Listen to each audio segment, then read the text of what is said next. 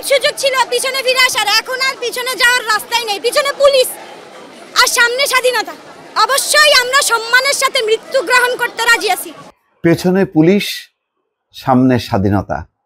দর্শক, সেই ঐতিহাসিক আন্দোলনের সময়, গণঅভ্যুত্থানের সময় একজন ছাত্রীর মুখ থেকে বা একজন আন্দোলনকারী নারীর মুখ থেকে এই বক্তব্যটা প্রাণের সঞ্চার করেছিল, মানুষকে উজ্জীবিত করেছিল যে একজন নারী যদি এরকম সাহস দেখাতে পারে তাহলে আমরা কেন সাহস দেখাবো না। তাদের এই সমস্ত বক্তব্যে অনেকে উজ্জীবিত হয়েছে। সেই নারীকে আজকে জামাতের আমির স্যালুট জানিয়েছে। এটাও কিন্তু কম কথা না। অর্থাৎ রাজনীতিবিদরা এইসব সাহসী নারীদের, এইসব সাহসী মানুষদেরকে ভুলে যায়নি। তখন অনেকে, একজন শিক্ষিকার কথা এখনো মনে পড়ে যে সে তার শিক্ষার্থীদের জন্য কিভাবে বক্তব্য রাখছে।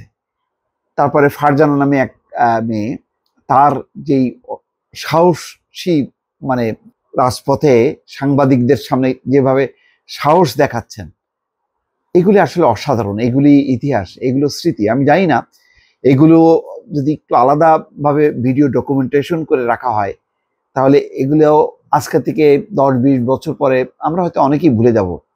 কিন্তু আমাদের এই বর্তমান প্রজন্ম এবং ভবিষ্যৎ প্রজন্ম, তাদের কাছে এই সাহসগুলো মানে উজ্জীবনী সুরা হিসেবে থাকবে। বাংলাদেশে যারাই গণতন্ত্রকে নস্যাৎ করে স্বৈরতন্ত্র প্রতিষ্ঠা করার চেষ্টা করবে, ভোট নিয়ে যারা জাল জালিয়াতি খেলবে, মানুষের অধিকার নিয়ে ছিনিমিনি খেলবে, তাদের বিরুদ্ধে এই মানুষগুলোর সাহস যুগ যুগ ধরে প্রেরণা যোগাবে। তা আমি মনে করি যে ভাষা আন্দোলনে যেমন সালাম, শহীদ বরকত, জব্বার, তাদের আত্মত্যাগ মানুষকে উজ্জীবিত করেছিল এবং ভাষার অধিকার প্রতিষ্ঠা করেছিল।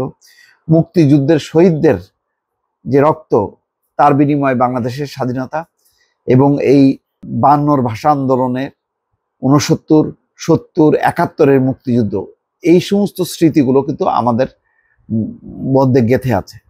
সুতরাং এই কারণে কিন্তু আমরা লড়াই করি। আমরা 15 বছর, একটা লম্বা সময় অবশ্য, শেখ হাসিনার কাছে পরাস্ত ছিলাম, কিন্তু ঠিকই দেখেন সেই তরুণরাই পথ দেখিয়েছে। বাংলাদেশের মুক্তিযুদ্ধও কিন্তু সেই তরুণরা, ভাষা আন্দোলনও সেই তরুণরা। পৃথিবীর বুকে বাংলাদেশ সহ যেখানেই যাবেন সেখানেই কিন্তু কিছু তরুণ তরুণী, যুবক যুবতী, তাদের সাহস জাতিকে মুক্তি এনে দিয়েছে।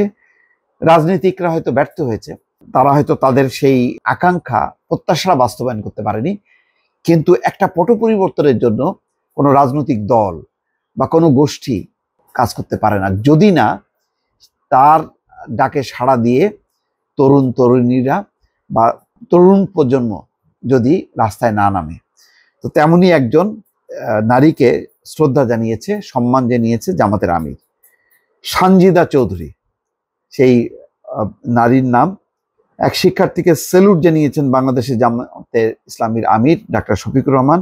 জুলাই আগস্টে ছাত্র জনতার গণঅভ্যুত্থানে পেছনে পুলিশ, সামনে স্বাধীনতা বলে বক্তব্য দিয়েছিলেন ওই শিক্ষার্থী। আর তাই শুক্রবার আন্তর্জাতিক মাতৃভাষা দিবস উপলক্ষে পল্টনে জামাত ইসলামে আয়োজিত একটা অনুষ্ঠানে ফ্রি মেডিকেল ক্যাম্প পরিদর্শনকালে তিনি এই কথা বলছেন। জামাতের আমির বলছেন যে যারা 52 ভাষা আন্দোলনে অংশ নিয়েছিলেন তারা তখন প্রতিষ্ঠিত সরকার ও বাহিনীর বিরুদ্ধে লড়াই করেছেন।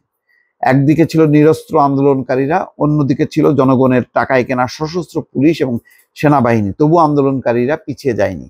শফিকুর রহমান বলছেন, 24-এ আন্দোলনে আমরা এক ছোট বোনকে দেখেছি যিনি বলেছিলেন পেছনে পুলিশ, সামনে স্বাধীনতা। তার নাম সানজিদা চৌধুরী। সেলুট বোন, তোমাকে সেলুট। তোমার মধ্যে 52 এবং 71-এর সাহস রয়েছে। তোমার মতো বোন ভাইদের আমাদের খুব প্রয়োজন। আসলে এটা সবসময় আমি নিজেও ব্যক্তিগতভাবে দর্শক বহুবার ওই ইউটিউবে সার্চ দিয়ে অথবা ফেসবুকে সার্চ দিয়ে কিন্তু এই কণ্ঠগুলো শুনেছি এবং এটা শোনার পর নিজেই একটু উজ্জীবিত হই। তো এই ইতিহাসগুলো, এই রেকর্ডগুলো আমাদের রাখা দরকার, আমরা যেন ভুলে না যাই এবং ভবিষ্যতে যে কোনো ক্রান্তিকাল অতিক্রম করার ক্ষেত্রে এই নারীদের এই কণ্ঠগুলো খুবই কাজে দেবে, এটা আমার বিশ্বাস। দর্শক ভালো থাকবেন, আল্লাহ হাফেজ।